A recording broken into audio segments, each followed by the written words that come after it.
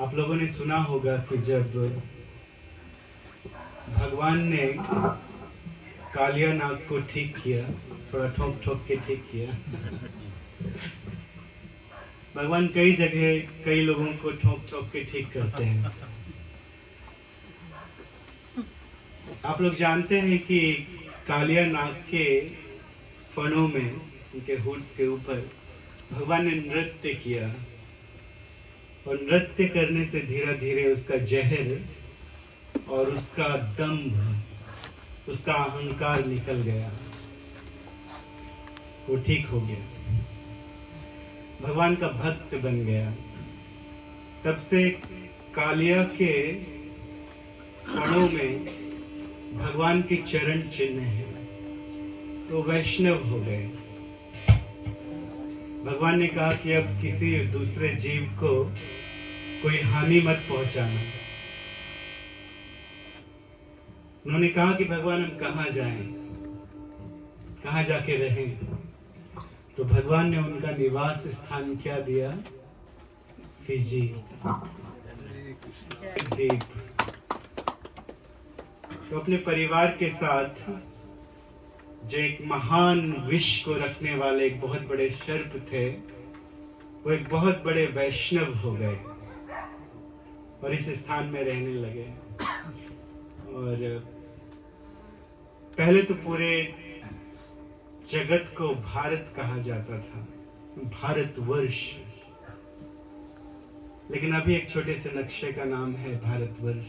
तो भारत से इतना दूर फिजी, लेकिन यहाँ पे जब हम लोग निकलते हैं, हम लोग आ रहे थे तो देखते हैं कि घर घर के ऊपर झंडे हैं, लोग भगवान के भक्त हैं, कि इतने सारे लोग यहाँ पर आके भगवान की कथा सुन रहे हैं। तो एक बहुत बड़ी बात है दुनिया के एक दूसरे कोने में। तो बहुत बहुत धन्यवाद आप सभी को यहाँ पर आने के लिए। हम लोग भगवान श्री कृष्ण चंद्र की कुछ कथा सुनेंगे। कथा सुनने के पहले हमारे पीछे भगवान का नाम कहिए।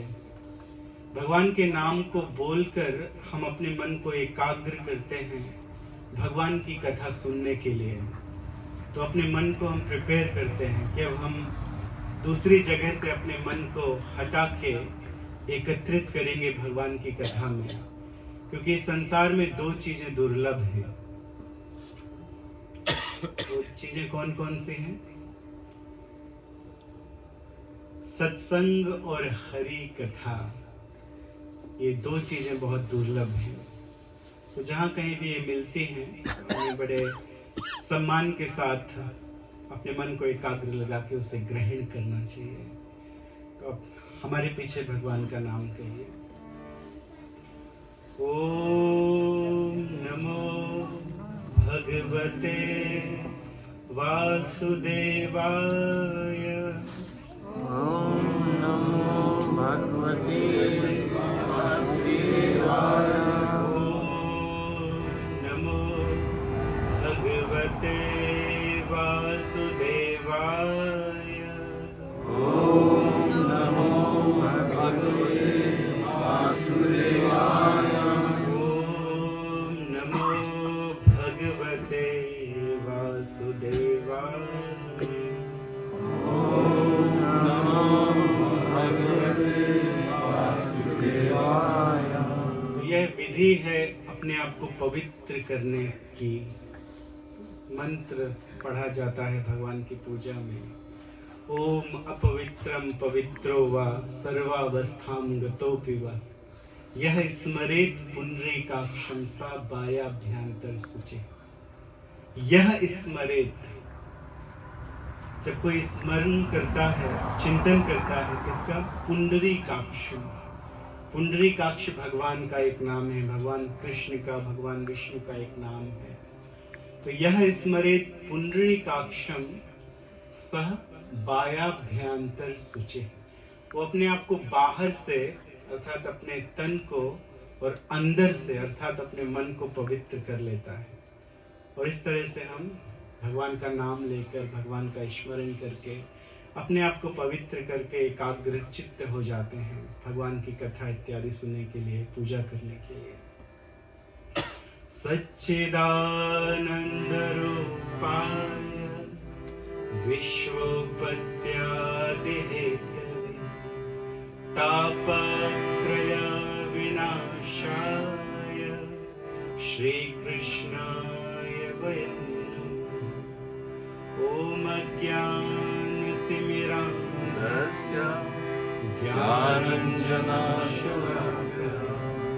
चक्षुरुन्मिलितं येन तस्मै श्रीगुरुवे नमः। हरे कृष्ण कृष्ण कृष्ण हरे हरे, हरे राम राम राम हरे हरे। हरे कृष्ण कृष्ण कृष्ण हरे हरे, हरे राम राम राम हरे हरे। हरे कृष्ण कृष्ण कृष्ण हरे हरे, हरे राम राम राम हरे हरे।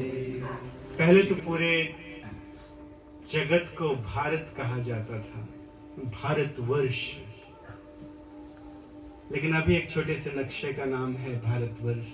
तो भारत से इतना दूर फिजी, लेकिन यहाँ पे जब हम लोग निकलते हैं, हम लोग आ रहे थे तो देखते हैं कि घर घर के ऊपर झंडे हैं, लोग भगवान के भक्त हैं कि इतने सारे लोग यहाँ पर आके भगवान की कथा सुन रहे हैं। तो एक बहुत बड़ी बात है दुनिया के एक दूसरे कोने में।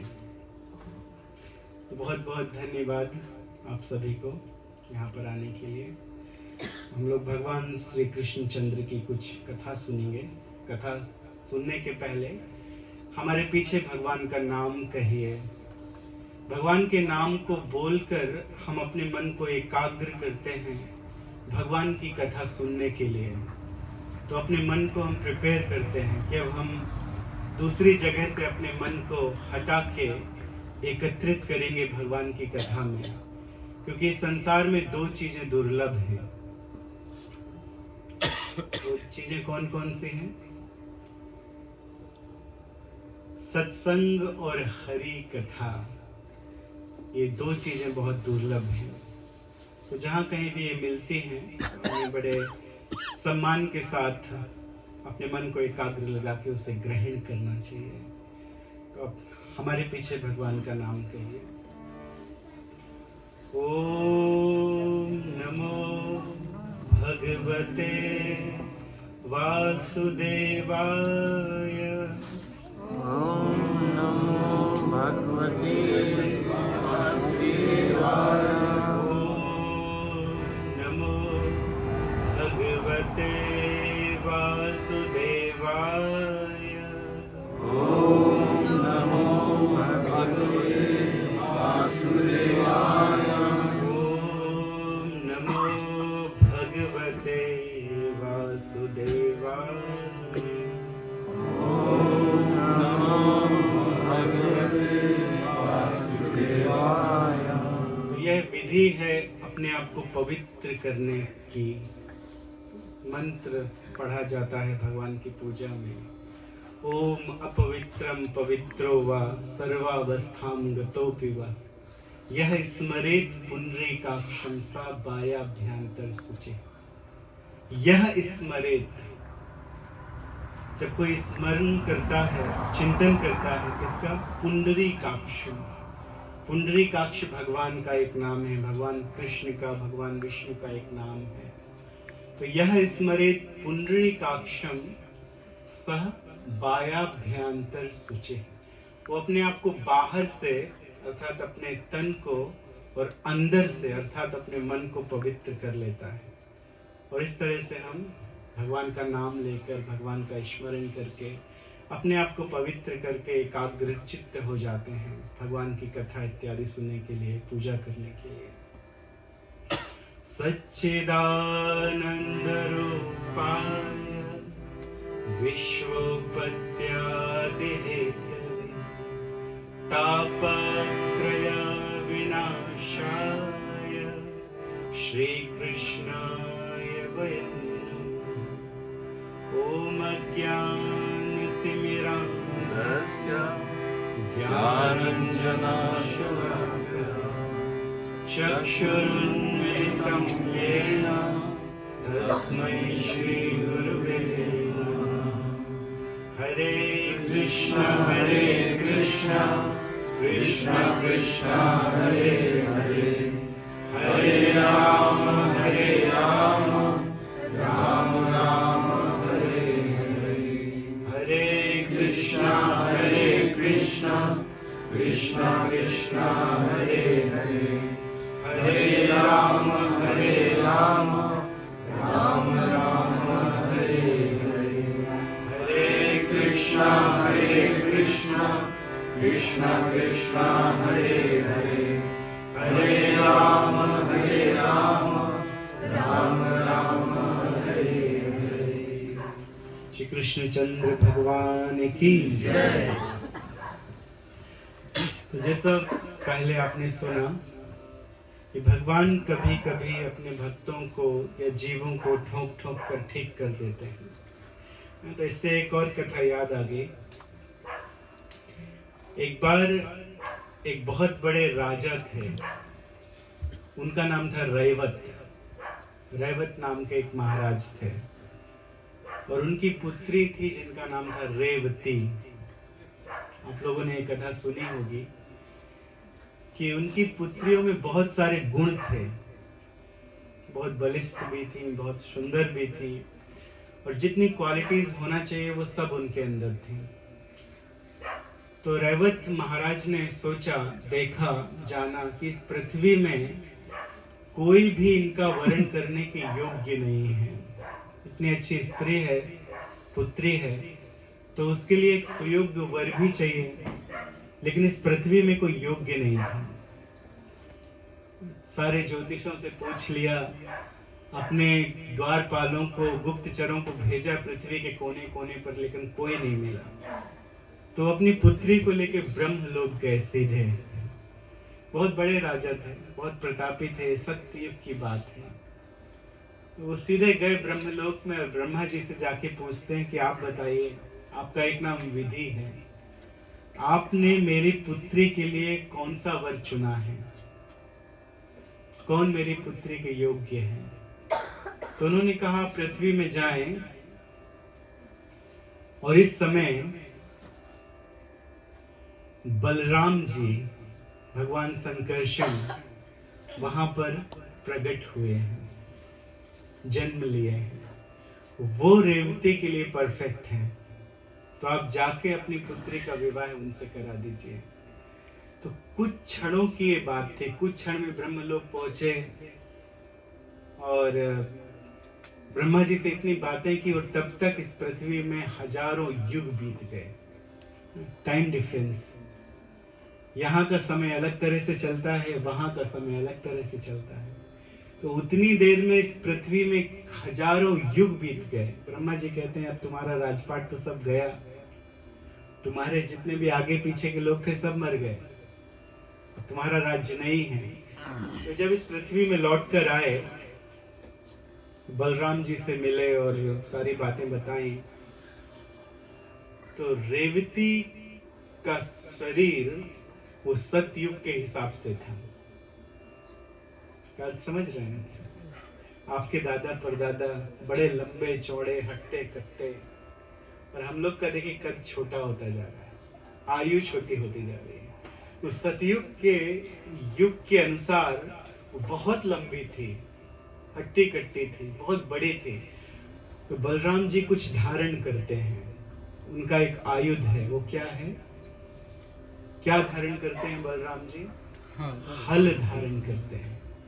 तो उसी हल से उन्होंने रेवती के सिर में ठक ठक ठक ठोका।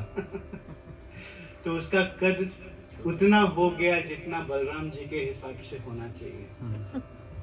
बलराम जी वर हैं, तो उनसे थोड़ी छोटी हो गई। तो परफेक्ट हो गए भगवान जी के लिए, ठीक कर लिया और विवाह किया उनके साथ। इसी तरह से आप जानते हैं कि मथुरा में भगवान श्री कृष्ण चंद्र जी जब गए तो एक स्त्री राग लेप लगाने के लिए आई थी। कौन थी वो? कुबड़ी। भगवान ने कैसे उसको ठीक किया था? उसको भी ऐसे ठोक पीट के ठीक कर दिया था। एक हाथ यहाँ लगाया, एक हाथ कमर में लगाया, एक पैर दबाया, ठीक कर दिया, वो ठीक हो गई। कुबड़ी थी, वो परम सुंदरी हो गई। तो कभी कभी भगवान करते हैं, ठोक पीट के ठीक कर देते हैं। तो कालिया नाग को भी यहाँ भेजा, ठोक पीट के ठीक करके, और उसके सिर में अपने चरण कमलों को देकर। जिसके सिर में भगवान के चरण कमल आ जाएं तो वो बहुत प्रिय हो जाता है भगवान का, और वैष्णवों में अग्रगण्य हो जाता है। आप लोग जानते हैं कि प्रथम पूजा किसकी होती है? गणेश जी की होती है। जब किसी के घर में कोई गृह प्रवेश इत्यादि करते हैं, घर में प्रवेश करते हैं, किसकी पूजा करते हैं? सबसे पहले गणपति जी की आराधना करते हैं। क्यों? यद पाद पल्लव युगम विनिधाय कुंभ द्वंद्वे प्रणाम समये स गणाधिराज विघ्नान विहंतु मलमस्य जगत्त्रयस्य गोविंद मादि पुरुषं तमहं भजामि गोविंद मादि पुरुषं तमहं भजामि गोविंद मादि पुरुषं तमहं। ब्रह्मा जी स्वयं कहते हैं गोविंद की वंदना करते हुए कि गणपति जी को इतना बड़ा श्रेय कैसे प्राप्त हो गया, कैसे उनकी प्रथम पूजा की जाती है और कैसे वो सारे जगत के विघ्नों का नष्ट करने में समर्थ हो गए हैं। कैसे? कब से? जब से भगवान ने अपने दोनों चरणों को उनके सिर के ऊपर रखा। तो गणपति जी के सिर में भी भगवान के चरणों के निशान हैं।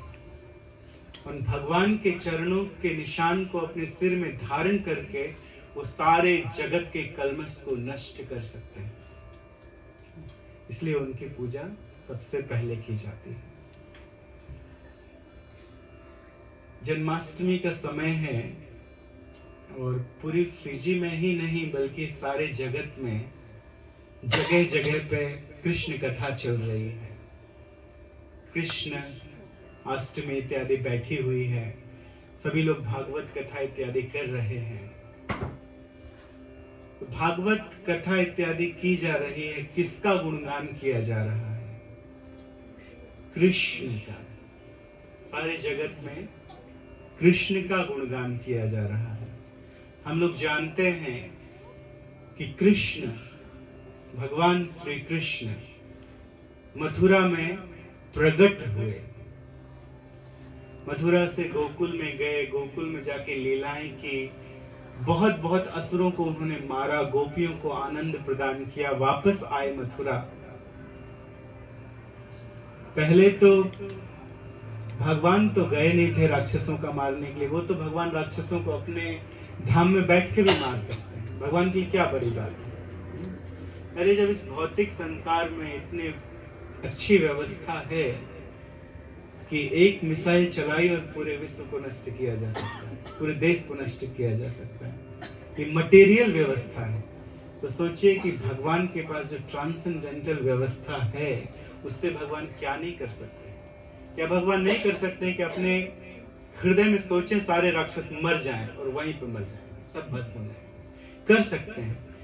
लेकिन भगवान आते हैं इस जगत में, भगवान के आने का कारण है परित्राणाय साधूनां। क्यों आते हैं भगवान? साधुओं को आनंद देने के लिए, भक्तों को आनंद देने के लिए, भक्तों को पवित्र करने के लिए। जो भक्त सदियों से तपस्या करते आए हैं उनको आनंद देने के लिए भगवान आते हैं यहाँ पे। भक्त खड़े होते हैं मंदिर के सामने, भगवान को देखते हैं, उनके नेत्रों में अश्रु जल आ जाता है भगवान की सुंदरता को देखकर। तो भक्त चाहते हैं भगवान को देखना, इसलिए वो अपने सुंदर स्वरूप के साथ आते हैं लीला करने के लिए इस संसार में, और लीला करते हैं। असुरों का विनाश वो कहीं से भी कर सकते हैं, किसी के द्वारा भी करा सकते हैं, अपने पार्षदों को भेज के करा सकते हैं। तो भगवान आए थे गोकुल में भक्तों के साथ लीला करने के लिए, बालकों के साथ लीला करने के लिए। उन्होंने किया भी। मथुरा में जन्म लिए जहां राक्षस था, लेकिन भगवान कहां चले गए? गोकुल में। क्यों? भक्तों को आनंद देने के लिए। परित्राणाय साधु नाम। किनको आनंद दिया भगवान ने? सुबल सखा को आनंद दिया, श्री रामा को आनंद दिया, वैसे बहुत बहुत अपने भक्तों को आनंद दिया। गोपियों को आनंद प्रदान किया, यशोदा मैया को आनंद प्रदान किया, रोहिणी मैया को, नंद बाबा को, इन सबको भगवान ने आनंद प्रदान किया। भगवान तो गोकुल में मस्ती में मस्त थे बालकों के साथ में, लेकिन मथुरा से कंस भेज रहा था असुरों को कि जाओ और जाकर उसको मारो, तो भगवान मार देते। किसी को थप्पड़ मार दिया, किसी को भगवान ने किसी गले में जाके बढ़ गए। इस तरह से भगवान विनाश करते जाते थे राक्षसों का। तो लेकिन जब फिर भी उसका मन नहीं भरा, इतने सारे राक्षस मारे गए, तो उसने कहा आ बैल मुझे मार। उसने भेजा अक्रूर जी को बुलाने के लिए भगवान कृष्ण को कि आइए आके मेरा वध कीजिए। वो चाहता था कि वध हो जाए इनका, भगवान श्री कृष्ण का वध हो जाए। तो इसलिए उनको बुलावा भेजा अक्रूर जी के हाथ से, और कुबलिया पीड़ हाथी को तैयार किया, चारून मुष्टिक को तैयार किया उनको मारने के लिए। लेकिन भगवान सबको मारे और उसको भी मार दिए, कंस को भी मार दिया। जरासंध की सेना को हजारों हजारों बार भगवान ने कई बार हजारों राक्षसों को मारा, हजारों सैनिकों को मारा, कई बार परास्त किया, बहुत बार परास्त किया। क्यों छोड़ देते थे जिंदा? जरासंध को मार नहीं सकते थे क्या? मार सकते थे। सुना है ना जरासंध का नाम आप लोगों ने? जरासंध, जरा नाम की राक्षसी ने उसको संध जोड़ दिया। जब पैदा हुआ था तो 2 भागों में पैदा हुआ था, 2 टुकड़े में, 2 टुकड़े थे। तो राजा ने सोचा ये क्या सर्वनाश पैदा हुआ है मेरे घर में, तो जंगल में फिकवा दिया। तो एक राक्षसी गई, तो वाह आज तो मुझे इतना टेंडर, इतना बढ़िया पकवान खाने के लिए मिला। राक्षस क्या नर बच्चे होते हैं, तो ये बच्चा खाने के लिए मिला है। तो ऐसे दोनों हाथों में उठाया और कैसे तो वो जोड़ दिया, तो वो जीवित हो गया। जीवित हो गया तो राक्षसी ने सोचा, जरा नाम की राक्षसी ने, कि ये तो इतना सा बालक है, तो खाऊंगी पूरी भूख भी नहीं मिटेगी। अच्छा पकवान है लेकिन भूख मिटेगी नहीं। लेकिन राजा को ले जाके दे दूं कि इतना सुंदर बालक मुझे जंगल में मिला है जो जोड़ने से जिंदा हो गया, तो राजा मुझे 50-60 भैंसे दे देगा खाने। तो राजा के पास गई तो राजा समझ गया कि तो मेरा पुत्र है, तो दिया उसको खाने के लिए बहुत कुछ। और वो जरासंध उसका नाम पड़ा उस दिन से, क्योंकि जरा नाम की राक्षसी ने उसको जोड़ा था। लेकिन स्वभाव उसका वही राक्षस का था, वो भगवान श्री कृष्ण से द्वेष करता था। भगवान ने उसको बहुत बार हराया, बहुत बहुत राक्षसों का वध किया, पांडवों का साथ दिया। ये सब तो हम लोग जानते हैं, सुनते रहते हैं, लेकिन भगवान श्री कृष्ण के बारे में हमें कुछ और भी सुनना है, कुछ और भी जानना है कि भगवान श्री कृष्ण हैं कौन, क्यों जान के उनसे प्रेम बढ़ाना है। जब हम किसी के बारे में जानते हैं, अच्छे से सुनते हैं, तो प्रेम बढ़ता है। तो भगवान श्री कृष्ण के बारे में जब खूब जानेंगे भर भर के अच्छे से कि वास्तव में है कौन, तो हमारा उनसे प्रेम बढ़ेगा। पहले तो नाम ले लीजिए भगवान श्री कृष्ण का। कृष्ण, कुछ का नाम भी होता है कृष्ण, बहुत लोगों का नाम होता है। जो सर्व आकर्षक है, जो सबको अपनी तरफ अट्रैक्ट कर लेते हैं, सबको आकर्षित कर लेते हैं, वो है कृष्ण। णश्च निवृत्तिवाचकः। णा का अर्थ है जो समस्त प्रकार के पापों को नष्ट करने में सक्षम है। कृष्ण जब हम कहते हैं तो उसका एक और अर्थ होता है सच्चित। सत का अर्थ होता है इटर्नल और चित का अर्थ होता है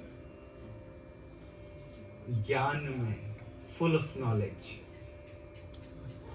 तो जब हम उनकी भक्ति करते हैं जो इटर्नल है, फुल ऑफ नॉलेज है, तो वो गुण हमारे अंदर भी आते हैं। और णा का अर्थ होता है आनंद, तो आनंद भी प्राप्त होता है। इस जगत में निश्चित रूप से आनंद है, कहीं कहीं थोड़ा थोड़ा आनंद है, लेकिन इटर्नल नहीं है और बहुत कम क्वांटिटी में। जहां जहां हम लोग आनंद ढूंढने का प्रयास करते हैं तो मिलता है, लेकिन बहुत कम क्वांटिटी में है और वो भी समाप्त हो जाता है। थोड़े सारे हम खुद समाप्त हो जाते हैं, हम लोग खुद समाप्त हो जाते हैं।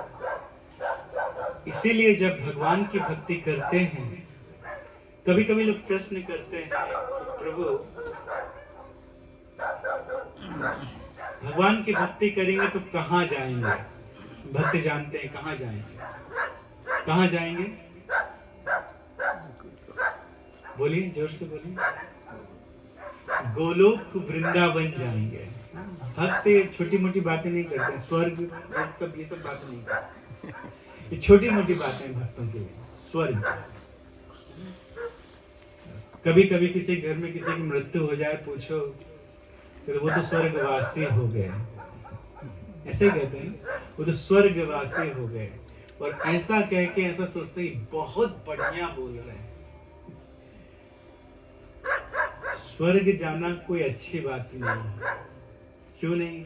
भोग मिलेगा डेफिनेटली। आपको सेंस ग्रेटिफिकेशन के जितने भी ऑब्जेक्ट हैं वो चाहिए, वो सब हैं वहां पर, हैं सब स्वर्ग लोक में। लेकिन वहां भी मृत्यु है, वहां भी डर है। इंद्र डरते रहते हैं। अब जानते हैं ना, कितनी कथा जानते होंगे आप। पाखंड किसने फैलाया है? इंद्र ने। पाखंडी बन के सबसे पहले कौन आया था? इंद्र आया था। क्यों? डर के कारण। अरे ये यज्ञ कर रहे हैं, अगर इन्होंने 100 अश्वमेध यज्ञ कर लिए तो मेरा राज्य छिन जाएगा। तो पाखंडी का वेश बना के आया यज्ञ विध्वंस करने के लिए। अब आप वहां जाना चाहेंगे जहां डर है? अब यहाँ पे डर तो है भैया, अब यहाँ से निकल के दूसरी डरावनी जगह में क्यों जाए? क्यों जाए? जितना हम पुण्य करते हैं ना, तो उसका एक मीटर होता है स्वर्गलोक में। जैसे ही वो मीटर खत्म हुआ, तुरंत टपक जाते हैं स्वर्गलोक से, टपक जाते हैं सीधे। जैसे कोई है वहां से करके नीचे गिरे सीधे। टाइम नहीं रहता कि कुछ बोले थोड़ी देर और रख लो मुझे, कोई बड़े डॉक्टर को बुला लो, बचा लो, इतना पैसा हम दे देंगे। इस सब का टाइम नहीं है। सीधे सुप करके नीचे। और नीचे कुछ लोग हैं जहाँ पे यक्ष इत्यादि रहते हैं, राक्षस रहते हैं, वो शरीर को खाते हैं, आपके दिव्य शरीर को जो स्वर्ग लोग देवताओं वाला शरीर है। और फिर यहाँ पे मनुष्य धीरे धीरे बादल के पानी में आके मिल जाता है, फिर वनस्पति में आता है। जब हम वनस्पति खाते हैं तो हमारे अंदर और फिर से इसका आगे बढ़ते हैं लोग, फिर से किसी का जन्म होता है किसी प्रकार। तो क्यों ऐसी जगह जाए जहां से फिर से वापस आना है? और वहां से आके क्या बनेंगे, क्या गारंटी है? कुत्ता बनेंगे, बिल्ली बनेंगे, चूहा बनेंगे, शेर बनेंगे, मछली बनेंगे, फिर लोग बोलेंगे जॉलफॉल है, खा लो। मछली को बंगाली लोग क्या कहते हैं? जॉलफॉल। जॉलफॉल इसको खा सकते हैं, वेजिटेरियन है हम भी, तो हम भी वेजिटेरियन है, तो जॉलफॉल वो ऐसा कहता है। तो लेकिन वो भी एक जीव है, जो चलता है, आत्मा है उसमें भी। तो जाना कहाँ है? गोलोक वृंदावन, वैकुंठ जाना है। वैकुंठ, भगवान इटर्नल है, सत्य। और जब कोई सत्य की भक्ति करता है तो वो सत्यता हमारे अंदर भी आती है। सत्य का अर्थ क्या है? जो हमेशा रहे, उसको सत्य कहते हैं। तो यदि हमेशा रहना है तो कहाँ जाना पड़ेगा? गोलोक वृंदावन जाना पड़ेगा, वैकुंठ जाना पड़ेगा। वैकुंठ का अर्थ होता है वैकुंठ, कुंठा का अर्थ प्रॉब्लम्स, जहाँ पे किसी प्रकार की कोई प्रॉब्लम नहीं है, प्रॉब्लम्स नहीं है, कोई कुंठा नहीं है, कोई दुख नहीं है, कोई दर्द नहीं है, उस स्थान को कहते हैं वैकुंठ। तो यदि कृष्ण की भक्ति करेंगे तो कहाँ जाएंगे? वैकुंठ जाएंगे, जहाँ पे जन्म मृत्यु जरा व्याधि नहीं है। चित्त, फिर हमें ज्ञान भी प्राप्त हो जाता है। वहां जाने के बाद कभी कभी लोग प्रश्न करते हैं कि हमें याद रहेगा कि हमारे मम्मी कौन थे और हमारे पापा कौन थे? हाँ, बिल्कुल याद रहेगा। एक जन्म नहीं, सारे जन्म याद रहेंगे। लेकिन सामने कृष्ण है, जिसके सामने कृष्ण है वो क्यों याद करेगा किसी और को? तो किसी की याद नहीं आती है। हम तो हजारों लाखों करोड़ों जन्म ले चुके हैं। कितने कितने मम्मी पापा ऑलरेडी हम लोगों ने स्वीकार कर लिए हैं अपने जीवन में। बहुत बहुत लोगों को स्वीकार कर लिया है, बहुत बहुत लोगों को छोड़ चुके हैं। बहुत बड़े एक राजा थे, उनका नाम था चित्रकेतु। उनकी कथा श्रीमद् भागवतम में आती है कि उनका एक पुत्र हुआ बहुत मुश्किल से। उनकी 1 करोड़ रानियां थी। तो जिस स्त्री से पुत्र हुआ, राजा उससे बड़े प्रेम करते थे, जाते थे उसके पास, क्योंकि पुत्र तो उसके ही पास। बहुत मुश्किल से एक पुत्र हुआ, तो दूसरी रानियों को द्वेष हो गया और उन्होंने मिलकर उसे विष पिला दिया। पुत्र हुआ बहुत मुश्किल से, लेकिन होने के बाद भी उसे विष दे दिया गया, तो मर गया छोटा सा बच्चा। अब सोचिए राजा को कितना वियोग हुआ होगा। बच्चे की लालच में उसने 1 करोड़ विवाह कर लिए कि बच्चा हो जाए। बूढ़ा हो गया बेचारा। एक पुत्र प्राप्त हुआ, लेकिन उसको भी विष दे दिया गया। तो कितना दुख हुआ। उस समय उसको समझाने के लिए नारद जी आए थे, अंगीरा ऋषि आए थे। यहाँ पे किसी की मृत्यु होगी तो कोई लोकल डिवोटी आएंगे ना समझाने के लिए उनको। तो वो लोग समझाते हैं तो कुछ समझ में आ जाता है, थोड़ा बहुत, कभी नहीं भी आता है। लेकिन इतने बड़े बड़े व्यक्ति समझाने के लिए आए। नारद जी, नाम सुना है? नारद जी हमेशा सुना। बहुत बड़े ऋषि, अंगीरा ऋषि, सब ब्रह्मा की संतान है, वो आए थे समझाने के लिए। फिर भी राजा की समझ में नहीं आया। तब उन लोगों ने जो देह छोड़कर चला गया था पुत्र, उसको बुलाया। तो उसने आके उपदेश किया, पिताजी आप किसके लिए रोते हो? मैंने आपके जैसे ना जाने कितने माँ बाप स्वीकार कर लिए हैं ऑलरेडी, और आपके भी ना जाने कितने माँ बाप, कितने पुत्र हो चुके हैं। शोक मत कीजिए। इस जगत में हम लोग उस तरह से मिलते बिछुड़ते हैं, जैसे आप जाते हैं ना ओशन के किनारे, हमेशा जाते होंगे सभी लोग। यहाँ तो कितना सुंदर बीच है, सुंदर सुंदर बीच है। पूरे वर्ल्ड से लोग आते हैं घूमने के लिए फिजी। तो आप लोग भी जाते होंगे। तो क्या होता है ओशन के किनारे? लहरें आती हैं, आती रहती हैं। यथा प्रयांते संयांते स्रोतो वेगेन बालुकः सयुज्यन्ते व्युज्यन्ते तथा कालेन देहिनः। जब ये लहरें आती हैं अंदर से बाहर, तो लहरें अपने साथ में कुछ रेत के कण ले आती हैं, और जब लहरें आ जाती हैं तो वो रेत के कण बाहर छोड़ देती हैं। तो बाहर रेत के कणों में वो रेत के कण मिल जाते हैं। अंदर समुद्र के अंदर से रेत के कण आए, रेत आई और बाहर के कणों में मिल गई। अब दूसरी लहर आती है और उन कणों को जो मिले थे उनको फिर से बिछुड़ा देती, फिर से अलग कर देती।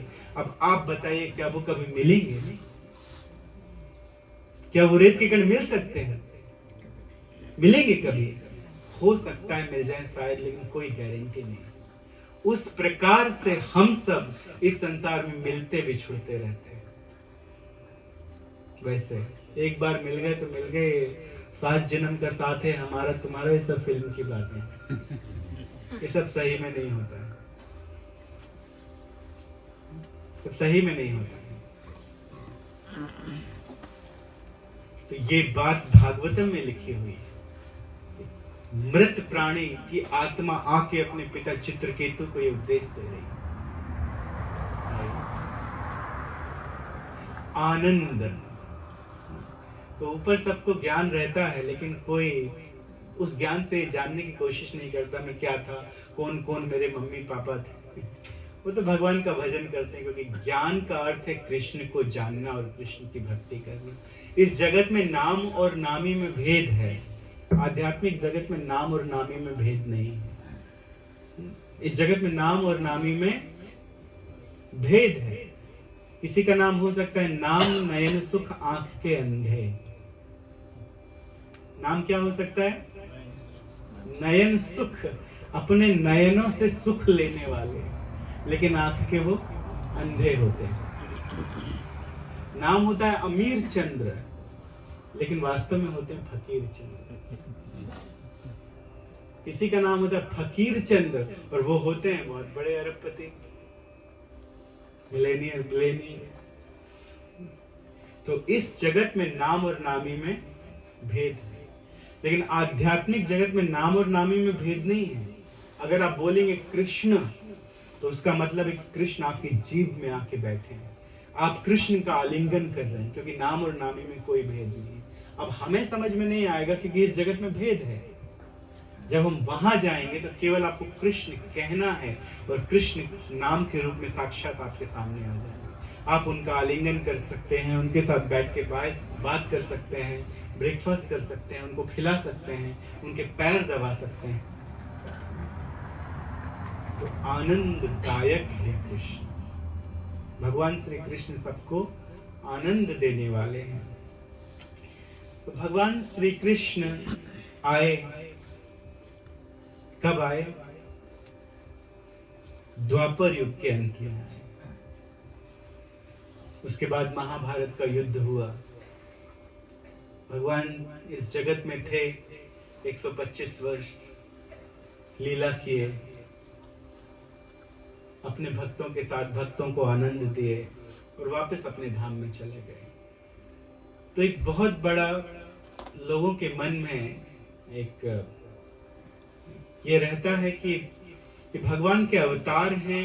ये हरे कृष्णा वाले बोलते हैं भगवान आए, भगवान आए, भगवान आए। पहले तो रामचंद्र जी आए थे, कृष्णचंद्र जी तो बाद में आए। तो कृष्ण भगवान कहां से हो गए? विष्णु को होना चाहिए भगवान। गाय माता को लेके तो ब्रह्मा जी क्षीर सागर के तट पे गई थी कि इनको दुख है, यही हुआ था ना। पृथ्वी ने गाय का स्वरूप लिया। जब इस पृथ्वी में अधर्म बढ़ गया, देवताओं के पास गए, देवता कुछ नहीं कर सके तो ब्रह्मा जी के पास गए कि ब्रह्मा जी कुछ कीजिए। शिव जी इत्यादि देवताओं को लेकर सब कहां गए थे? क्षीर सागर के तट पर। इस पृथ्वी में अधर्म बढ़ गया, हमें हल्का कीजिए, अधर्म के बोझ को उतारिए पृथ्वी से। तो भगवान ने क्या कहा? भगवान ने कहा कि आप लोग चिंता मत कीजिए, मैं ऑलरेडी जानता हूं कि इस पृथ्वी में कितना अधर्म बढ़ गया है और भगवान स्वयं आने वाले हैं। ऐसी बात कही थी कि भगवान स्वयं आने वाले हैं। एक श्लोक है हमारे पीछे दोहराइए, बड़ा अच्छा श्लोक है भागवतम का, हम आपको पढ़ के बताएंगे प्रमाण के साथ। तत्र गत्वा जगन्नाथं, तत्र गत्वा जगन्नाथं, देवदेवं वृषाकपिं, देवदेवं वृषाकपिं, पुरुषं पुरुषसूक्तेन, पुरुषं पुरुषसूक्तेन, उपतस्थे समाहितः, उपतस्थे समाहितः।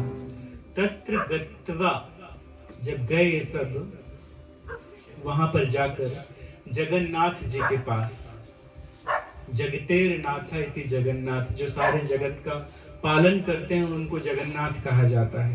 देव देवम वृषाकपिम, देवों के देव, देवों के देव, वृषाकपिम, सबका पालन करने वाले, सबके संकटों को छुड़ाने वाले, दूर करने वाले, उनका देवताओं ने पुरुष सूक्त से उनकी उपासना की। पुरुष सूक्त शास्त्र में एक बहुत अच्छी स्तुति है जो देवताओं के द्वारा की गई है। और जब भी कोई पूजा होती है तो पुरुष सूक्त इत्यादि से भगवान की पूजा की जाती है।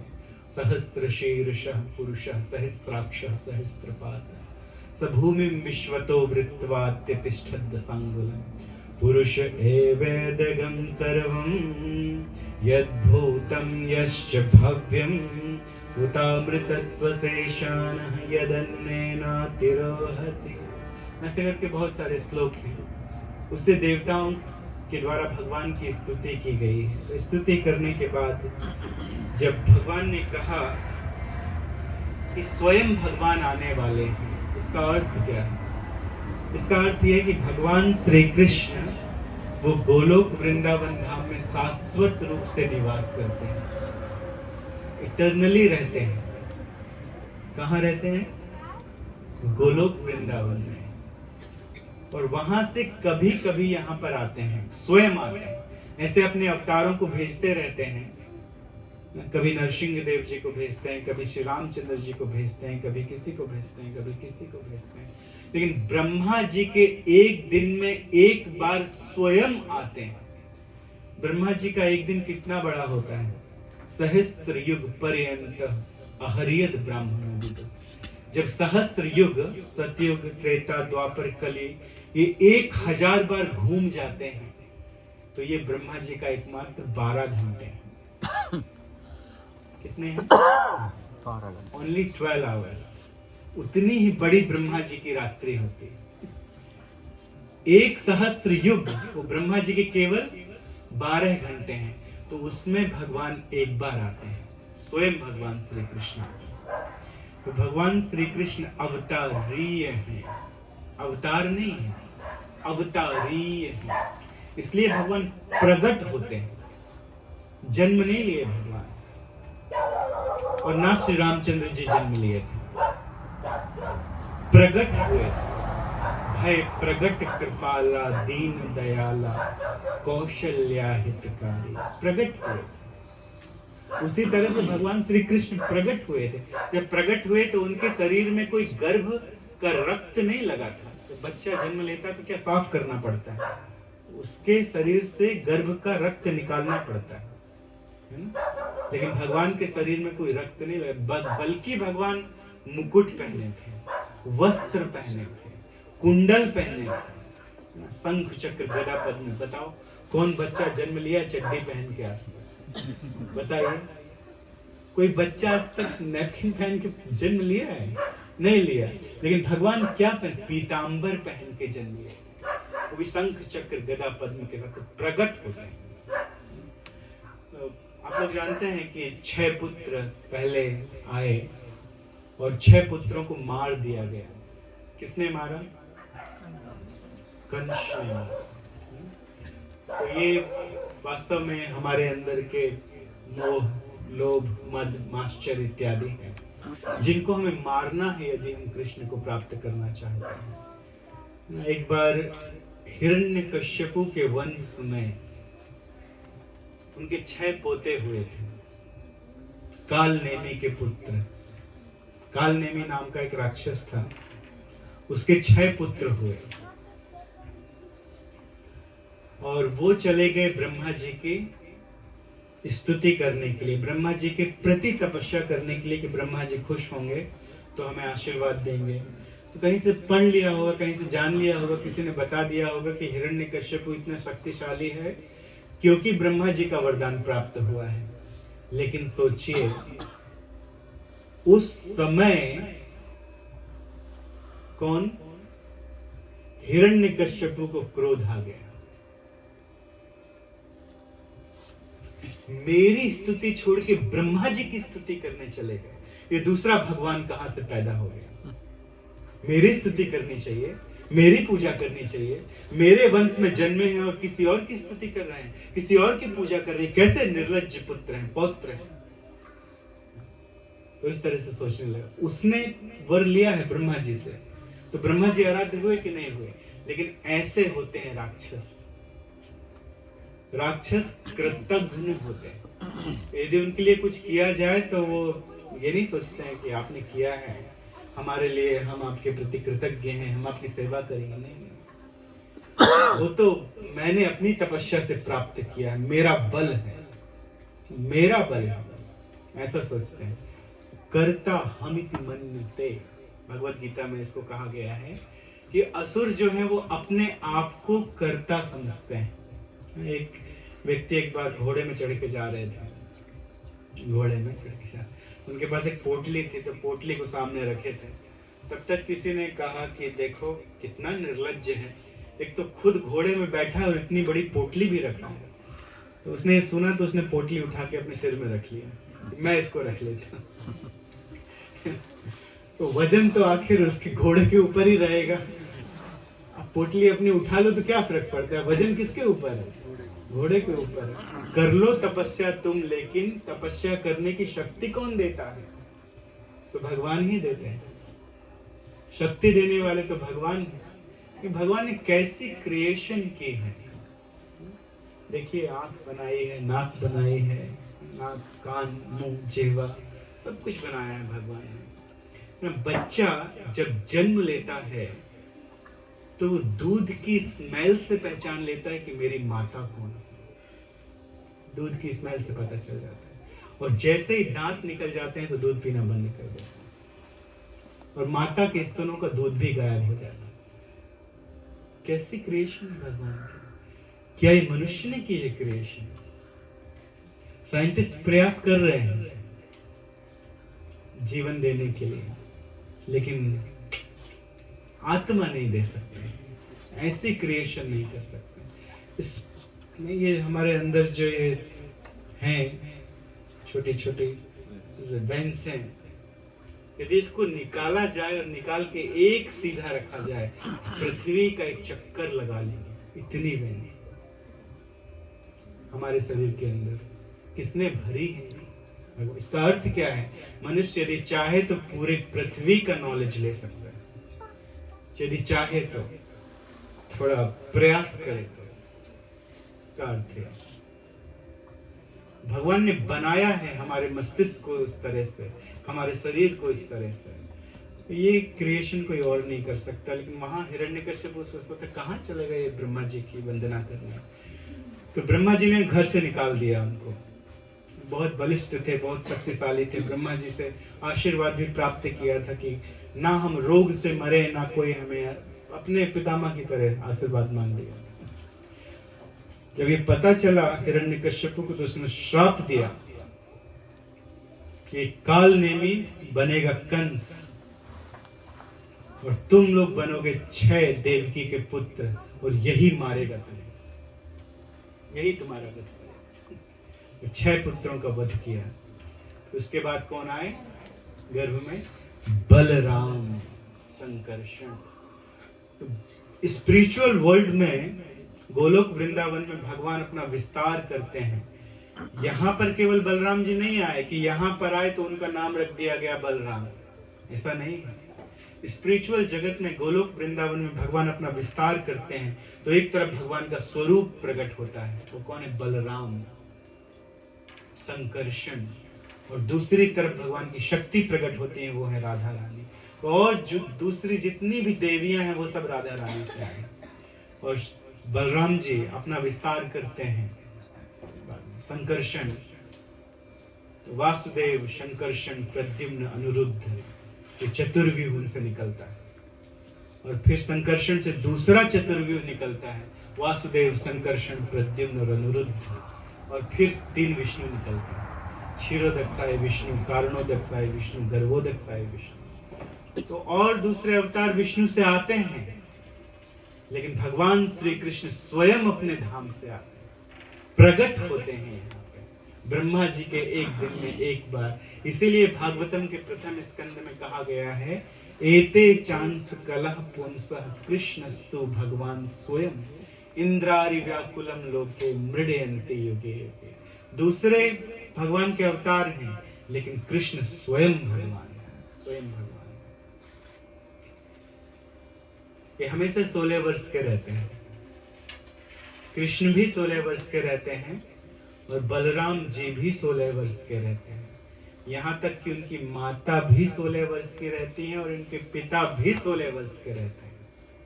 सारी गोपियां 16 वर्ष की रहती हैं और सारे गोप 16 वर्ष के रहते हैं। क्यों? ये सब स्पिरिचुअल जगत से आए हैं, भगवान की लीला में सहयोग देने के लिए। भगवान जब आने लगे तो वो भगवान के विरह में जीवित नहीं रह सकते हैं, तो वो सब यहाँ पर आ जाते हैं, सब यहाँ पर आ जाते हैं भगवान की लीला में सहयोग देने के लिए, भगवान को आनंद देने के लिए। इसलिए हमें किसकी भक्ति करना चाहिए? हमें किसका भजन करना चाहिए? कृष्ण का भजन करना चाहिए। यदि कृष्ण का भजन करेंगे तो सब कुछ मिलेगा, है ना? इस जगत में जीने के लिए बहुत वस्तुओं की आवश्यकता होती है, बहुत चीजों की आवश्यकता होती है। वरान भुक्तवा, घर मिले, बीवी मिले, हाथी मिले, घोड़ा मिले, गाड़ी मिले, सब मिले। स्त्रियों को जेवर मिले, रहने की जगह मिले, अच्छा पुरुष मिले, अच्छा वर मिले। सब इस जगत में रहने के लिए बहुत सारी चीजों की आवश्यकता होती है, लेकिन कृष्ण का भजन करने से सब कुछ अपने आप प्राप्त होता है। कृष्ण लेते नहीं हैं, कृष्ण देते हैं। यदि लेते भी हैं तो किसका लेते हैं? जब समझ जाते हैं कि इसका छीनने पे ये मेरी भक्ति छोड़ेगा नहीं, उसका लेते हैं। लेकिन फिर भी देते हैं। जैसे कि किसका लिया? बलि महाराज का सब कुछ छीन लिया। कोई बोले भगवान ने तो छीन लिया। बलि महाराज भक्त थे, गुरु की आज्ञा त्याग के भी भगवान का भजन किया, लेकिन उसके बाद भी छीन लिया। लेकिन क्या भगवान ने छीना? बलि महाराज यदि 100 अश्वमेध यज्ञ कर लेते तो राजा बनते, कहां के? स्वर्ग के। लेकिन स्वर्ग से ज्यादा ऐश्वर्यशाली है सुतल लोक। सुतल लोक का राजा बना दिया बलि महाराज। सुतल लोक, स्वर्ग लोक से ज्यादा ऐश्वर्य है। और उस सुतल लोक में 49 गेट्स हैं अलग अलग। तो वहां पर खड़े रहते हैं स्वयं भगवान, रखवाली करने के लिए, गेट कीपर बन के। तो क्या भगवान लेते हैं?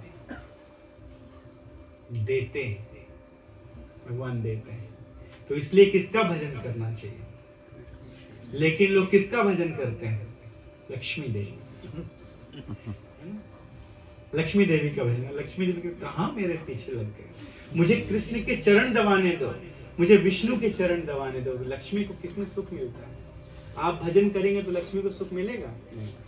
लक्ष्मी को सुख किसमें मिलता है? विष्णु के चरण दबाने में। बलराम जी बने हैं अनंत शेष, उनके बिस्तर बने, उनकी तकिया बने, उनके अम्ब्रेला बने, और उसमें कृष्ण लेटे हैं विष्णु बन के। और चरण कौन दबा रहा है? राधा रानी की शक्ति लक्ष्मी जी चरण दबा रहे। लक्ष्मी सहस्त्र शत संभ्रम सेव्यमानी गोविंद मादि पुरुषों तम।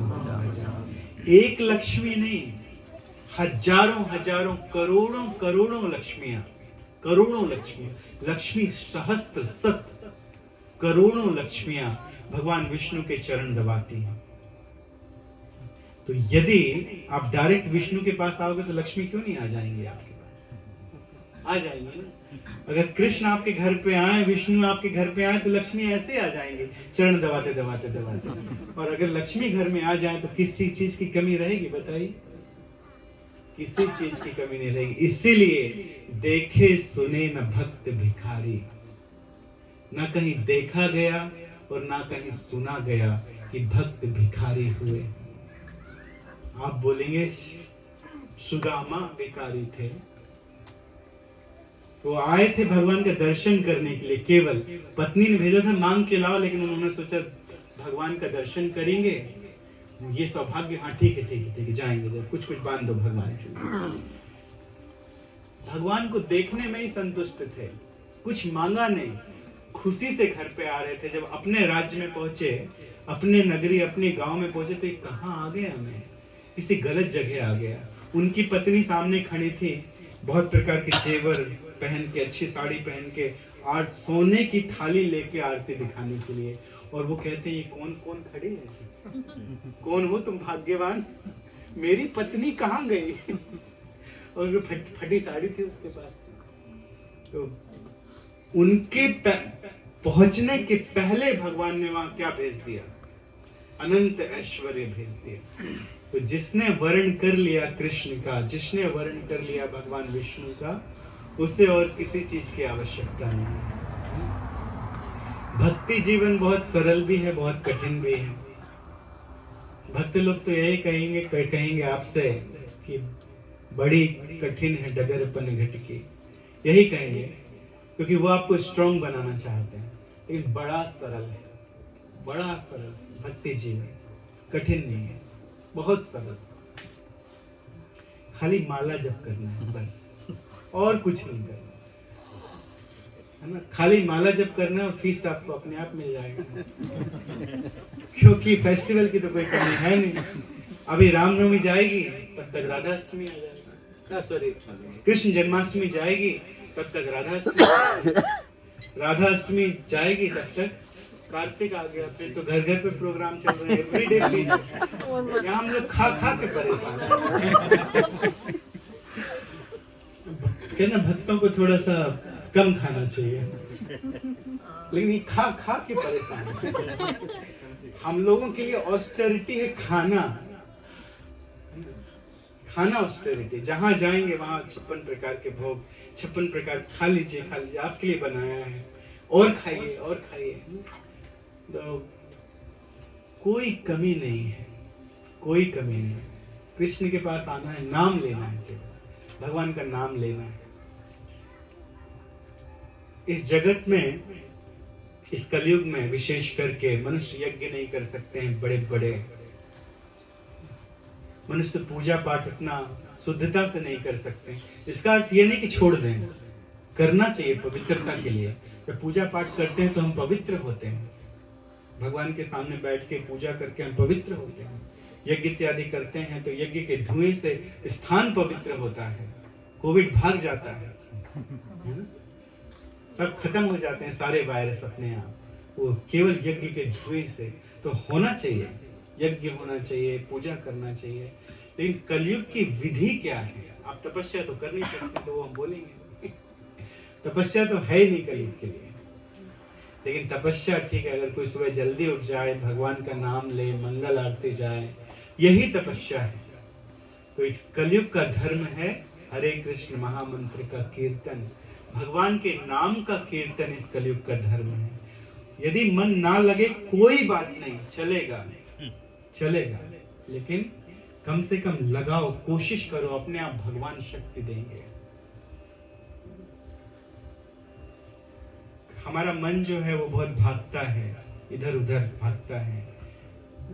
इस कलयुग में एक और गुण है कि जब तक मनुष्य करे ना किसी अपवित्र काम को, तब तक उसको रिएक्शन नहीं मिलता, क्योंकि मन इस कलयुग में वश में नहीं, मन चंचल है। तो जब तक मनुष्य अपनी वृत्ति लगा कि कर्म ना करे बुरा, तब तक उसको फल नहीं। मन में आ गया कोई बात नहीं, ठीक है, क्योंकि मन शुद्ध है, लेकिन शुद्ध कैसे होगा? हरि नाम से शुद्ध होगा। कोई ये सोचे अरे मैंने 1-2 हफ्ते कोशिश किया, ये तो होने वाला ही नहीं है, छोड़ दो, जाने दो, तो उससे नहीं होगा। एक छोटी सी कथा बता के हम समाप्त करेंगे कि एक बार एक पिताजी ने अपने पुत्र को भगवत गीता लाके दी कि बेटा भगवत गीता पढ़ा करो, भगवत गीता पढ़ोगे तो इसमें सारे सूत्र हैं, तुम जीवन में हमेशा सफल बनोगे। इस संसार में कोई भी ऐसा क्वेश्चन नहीं है जिसका आंसर भगवत गीता में ना हो। यदि सफल बनना है तो भगवत गीता पढ़ना पड़ेगा। तो उसने पढ़ी भगवत गीता। अपने पिताजी बहुत कोशिश की, लेकिन ये समझ में नहीं आती, ये हमारे बस की बात नहीं। तो पिताजी ने कहा एक बार और प्रयास कर लो। नहीं नहीं पिताजी, ये हमसे नहीं होगा। अच्छा कोई बात नहीं, रख दो पिताजी, ठीक, छोड़ दो। फिर वहां एक टोकरी में, एक बास्केट में कोयला रखा था। बास्केट यहाँ बनते हैं, बास्केट बांस के बास्केट, जिसमें बीच बीच में जाली जैसी होती है, बनते हैं, उसमें कोयला बना। पिताजी ने बोला कोयला खाली करो और नल से जरा पानी भर के ले आओ इस बास्केट में, इधर ले आओ। तो उसने कोयला खाली किया, बास्केट में पानी भरा नल से, लेके आने लगा तो थोड़ी देर में ही सब गिर गया नीचे। बास्केट में कहाँ पानी आएगा, गिर गया। पिताजी, are you all right? Have you taken your medication today? आप बोल रहे हो कि इसमें पानी लेके आओ, बास्केट में कहाँ से पानी लेके आओ? तो एक बार फिर से कोशिश करो, जाओ कोशिश करो। फिर से कोशिश किया, पिताजी नहीं होती। अच्छा एक लास्ट बात, इस बार शायद हो जाए। तो उसने बुढ़ऊ सठिया गया तो गया जाके एक बार और प्रयास कर, जोर से उसने पटकी टोकरी नहीं पी। क्या पिताजी, आप ऐसा काम कर रहे हो जो कभी हो ही नहीं सकता। तो पिताजी ने कहा अच्छा वो टोकरी उठाओ। टोकरी उठाई, टोकरी को देखो, देखा साफ हो गई कि नहीं हुई। पहले काली काली थी जब इसमें कोयला था, अब देखो टोकरी साफ हो गई कि नहीं हुई। तो टोकरी तो चमकने लगी। 3-4 बार कोशिश किया पानी भरने का तो चमकने लगी। तो वैसे ही है, भगवत गीता समझ में आए या ना आए, पढ़ो, हृदय साफ हो जाएगा। मन लगे या ना लगे, जपो, मन साफ हो जाएगा भगवान श्री कृष्ण का। और जब मन साफ हो जाएगा, भगवान श्री कृष्ण आके बैठेंगे, मन बड़े अच्छे से लगने लगेगा, बहुत बढ़िया से लगेगा, सब अंदर जाएगा, फिर बाहर नहीं निकलेगा। ऐसे तो हम लोग कहते हैं इस्कॉन, हम लोग इस्कॉन में, इस कान से सुन, इस कान से निकाल। बोले इस्कॉन मंदिर जा रहे हो, इस्कॉन मंदिर जा रहे हो, बैठना वहां पे जरूर, इस कान से सुनना, इस कान से निकाल देना, और नहीं तो तुम्हारी गृहस्थी चौपट, तुम माला लेके जपने लगोगे, काम धाम नहीं होगा। चलो कहते हैं, लेकिन ये क्रिया बंद हो जाएगी, फिर अंदर जाएगा, सब कुछ अंदर जाएगा। तो इसी तरह से आप लोग आगे भी यहाँ पर आते रहिए और पूरी जन्माष्टमी में भाग लीजिए। जन्माष्टमी की कथा सुनिए, भगवान श्री कृष्णचंद्र जी की कथा को सुन के अपने जीवन को धन्य बनाइए, सार्थक कीजिए और बढ़िया से जन्माष्टमी मनाइए। श्री श्री कृष्णचंद्र भगवान की जय, श्रीमद् भागवत महापुराण की जय, श्रील प्रभुपाद की जय, ताई गौर प्रेमानंदे।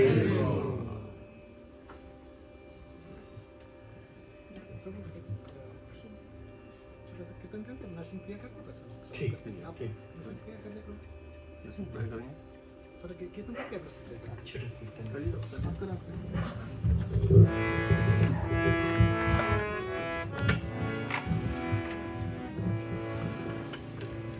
हरे कृष्ण हरे कृष्ण कृष्ण कृष्ण हरे राम हरे राम राम हरे कृष्ण हरे कृष्ण कृष्ण कृष्ण हरे राम